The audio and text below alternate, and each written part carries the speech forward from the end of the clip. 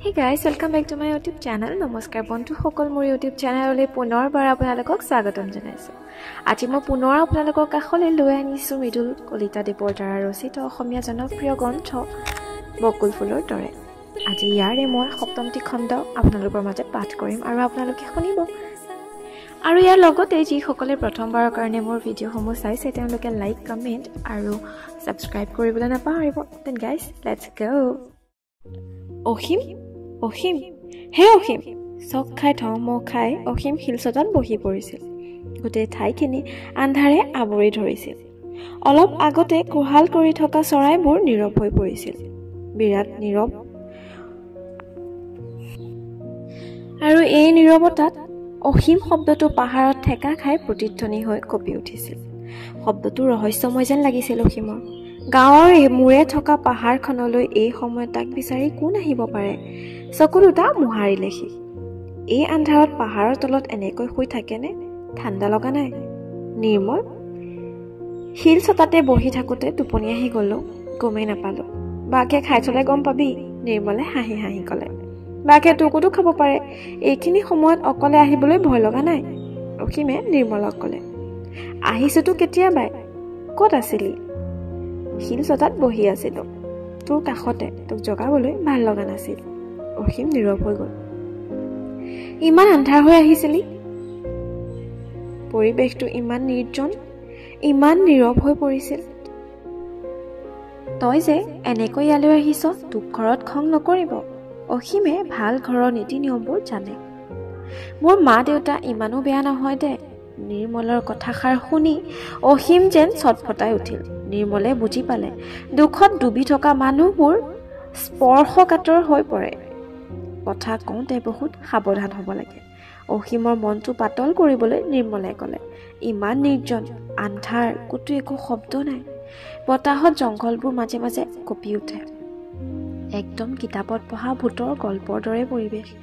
তাতে তোৰ নাকৰ গুৰগুৰণিটোত বাঘৰ গুজৰণিৰ দৰে লাগিছিল। মানুহে শুনিলে দূৰতে বাঘ বুলি বলাব। নিৰ্মলৰ কথা শুনি অসীমে হাঁহিলে। নিৰ্মলক তাৰ ভাল লাগে। আগতে তাৰ প্ৰতি অসীমৰ মনত এনেধৰণৰ সংকোচ ভাৱ নাছিল। কিন্তু নাই, এতিয়া অলপো ঈৰ্ষাৰ ভাৱে তাক আমনি নকৰে। বৰং নিৰ্মলৰ বহুত ভাল হোৱাটো সি বিচাৰে। ভাল হওক, নিৰ্মলৰ আৰু ভাল হওক। কেতিয়াবা ঘৰৰ অশান্তিবোৰৰ মাজত সোমাই গৈ গৈ এসময়ত তাৰ মূৰটো কঠোৰ হৈ পৰে। উশাহবোৰ বন্ধ হৈ যোৱা যেন লাগে।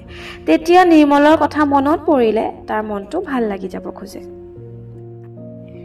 আন্ধাৰ হৈ থকা বুকুখন পোহৰে উজ্বলিব খোজে।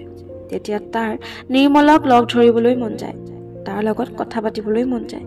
কিবা কিবি কথা তাক ক'বলৈ মন যায়, বহুত কিবা কিবি। ৰাতি যেতিয়া খাটত পৰি সি থাকে, টোপনি নধৰে চকুত, আন্ধাৰৰ মাজৰ পৰা নিৰ্মলৰ কেইটামান শব্দ যেন তাৰ গধুৰ কাণত সোমাই আহে। তোৰ কি হৈছে মোক কবি অসীম। তাৰ কি হৈছে নিৰ্মলক ক'বলৈ মন যায় অসীমৰ। কিন্তু এইবোৰ কথা কেনেকৈ আৰম্ভ কৰিব, কেনেকৈ ক'ব অসীমে? অসীমে নাজানে। কি ভাবিছ? নিৰ্মলৰ মাতত উচপ খাই উঠে অসীম। কথাবোৰ ভাবোতে ভাবোতে সি যে অকলে নাই, নিৰ্মলৰ লগতে বহি আছে, সেই কথা সি পাহৰি গৈছিল। আজিকালি দেখোন কাৰোবাৰ ওচৰত থাকিলে সি অকলশৰীয়া হৈ পৰে। একো ভবা নাই, এনেই অসীমে কিবা এটা ক'বলৈ লাগে বাবেই ক'লে। স্কুললৈ যোৱা নাই কিয়? কথাটো সোধোতে নিৰ্মলৰ উশাহটো ঘন হৈ উঠে। কালি দেখিলি দেখোন, গহীন হৈ তলমূৰকৈ অসীমে উত্তৰ দিছিলে। নিৰ্মলৰ মনত কালিৰ ঘটনাটো বেছ সজীৱ হৈ আছে। গতিকে সি অসীমৰ আওপকীয়া উত্তৰ বুজি পালে। তাত চালা, প্ৰথম খোজতে উজুতি খালো, নিৰ্মলে মনে মনে নিজকে কয়। সেইটো গম পাইছে অসীম কিয় স্কুললৈ বাদ দিছে। কথাখিনি আৰম্ভ কৰিবৰ বাবে সি প্ৰশ্নটো কৰিছে। সেইটো কথাও গাধতে বুজি নাপায়নে? নাজানে। এইবিলাক কথা পতাতকৈ খেদা খেদি মাৰামাৰি কৰা বেছি সহজ। কাইলৈৰ পৰা আকৌ স্কুললৈ যাবি? নিৰ্মলে কোমলকৈ সোধে। নাযাওঁ। যাবি দে। নিৰ্মলৰ ধৈৰ্য কমি আহিছে। নাযাওঁ। যাবি দে অ, নিৰ্মলে অলপ জোৰেকে ক'লে। নাযাওঁ। অসীম গৰ্জি উঠিল। ধুত, এই অসীমটোৱে আলোচনা কেনেকৈ কৰিব লাগে নাজানে। নিৰ্মলেতো নাজানেই, এই গাধটোৱে তাতকৈ বেছি নাজানে। স্কুললৈ নাযায় কাৰণে নহয়, আলোচনা কৰিবলৈ নাজানে বাবে নিৰ্মলৰ অসীমৰ ওপৰত খং উঠি যায়। কিয় নাযাওঁ? নিৰ্মলৰ মাতটো অলপ টানকৈ ওলাল। দেখা নাই অসীমৰ মাতটো তাতকৈ উজানকৈ ওলাল। দেখিছো শিল ছটাত নাক বজাই শুই আছিলি, সেইবাবে নাযাওঁ। দিনটো শুইছো নেকি? গধূলিহে শুইছো। ঠিক আছে, দিনত স্কুল যাবি, গধূলি আহি শিল ছটাত শুবি। দিনত শিল ভাঙি আৰু গধূলি ঘৰলৈ গৈ পইচাকেইটা বাপেৰক মদ খাবলৈ দিবি। এইবাৰ অসীম নীৰৱ হৈ পৰিল। সাহস পাই কেই ছেকেণ্ড মানৰ পিছতে নিৰ্মলে আকৌ ক'লে, কি লাভ হৈছে কচোন? দিনটো কষ্ট কৰি শিল ভাঙ, গধূলি কষ্টৰ পইচাকেইটাৰে দেউতাৰে কাঢ়ি লৈ যায়। তই শিল ভঙা আৰু নভঙাৰ মাজত পাৰ্থক্যটো ক'ত? তই শিল ভাঙিলেও ঘৰৰ একো লাভ নহয়, ক্ষতিহে হ'ব। পইচা পাই দেউতাৰ মদৰ পৰিমাণটো বাঢ়ি যাব।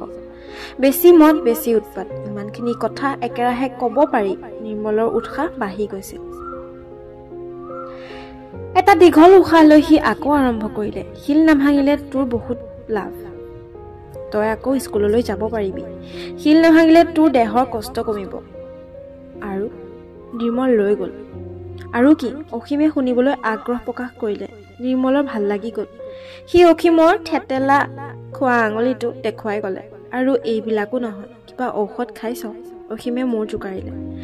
বন শেউলিৰ ৰস দিছো, ঠিক হৈ যাব, অসীমে জনালে। কাইলৈৰ পৰা যাবি? কলৈ? অসীম বুৰ্বকৰ দৰে সোধে। স্কুললৈ আকৌ। অসীমে নীৰৱে ৰয়। এইবাৰ অন্তত নাযাওঁ বুলি কোৱা নাই। নিৰ্মলে ভাবে। নিৰ্মলে আকৌ সোধে, যাবি? মোৰতো পঢ়া বহুত বেয়া হৈ গৈছে, আৰু ঘৰত ইমান সমস্যা, মই পঢ়ি জানো কিবা হ'ব পাৰিম? মোৰ জানো কিবা লাভ হ'ব? সি মনত পেলাবলৈ চেষ্টা কৰিলে যে কথাষাৰ ক'ৰবাত পঢ়িছিল নেকি। তাৰ পিছত অলপমান লেনিয়াই সি লাহেকৈ সুধিলে, যাবি? ৰাতিটো ভাবি চাওঁতে অসীমে গহীনাই ক'লে, হ'ব, আজিলৈ এইখিনি হ'লেও হ'ব। কিতাপত আছিল নহয়, ভুকুতে কলটো নপকে। ভালকৈ আন্ধাৰ হৈছিল। সিহঁত পঢ়াৰ পৰা উঠিল। বিজুলী বাতি আৰু লেমৰ চাকিৰ পোহৰত গাঁওখন ধুনীয়া দেখাইছিল। পাহাৰৰ তলিত আন্ধাৰৰ মাজৰ পৰা সিহঁতে দেখিছিল। সিহঁত গাঁৱৰ ফালে আগবাঢ়িল। কাৰো মুখত কথা নাই। অসীম ঘৰৰ পদূলি মুখত দুয়ো ৰ'ল। আন্ধাৰ, ইয়াতে দুয়ো এৰা এৰি হ'ব। নিৰ্মলে অসীমৰ হাত এখনত ধৰিলে লাহেকৈ আৰু ক'লে, কাইলৈ স্কুলত মই তোৰ বাবে ৰৈ থাকিম। অসীমে একো কোৱা নাই। তই যাবি, তোক ক্লাছত নেদেখিলে মোৰ বৰ বেয়া লাগে অসীম। অসীমে একো কোৱা নাই। বৰকৰ মনত পৰিছে জান, অসীমে কান্দিছে। তেন গাইজ, আজিৰ খণ্ডটি ইমানতে অন্ত পৰিছে। গতিকে ইয়াৰ পিছৰ খণ্ডটি শুনিবলৈ আপোনালোকে অপেক্ষা কৰিব লাগিব। অসীম আৰু নিৰ্মলৰ মাজত কি চলিছে, তেওঁলোকে ইজনে সিজনক এৰি থাকিবই নোৱাৰা হৈছে, ইয়াৰ কাৰণ কি সেয়া জানিবলৈ আপোনালোকে আমাৰ পিছৰ খণ্ডটি শুনিব লাগিব। সেয়েহে অপেক্ষা কৰক। আৰু আজি মই বিদায় লৈছোঁ আপোনালোকৰ মাজৰ পৰা। এনেধৰণৰ ষ্টৰিসমূহ পাই থাকিবলৈ আমাৰ চেনেলটো ছাবস্ক্ৰাইব কৰাৰ লগতে লাইক আৰু কমেণ্ট কৰি দিব। ধন্যবাদ।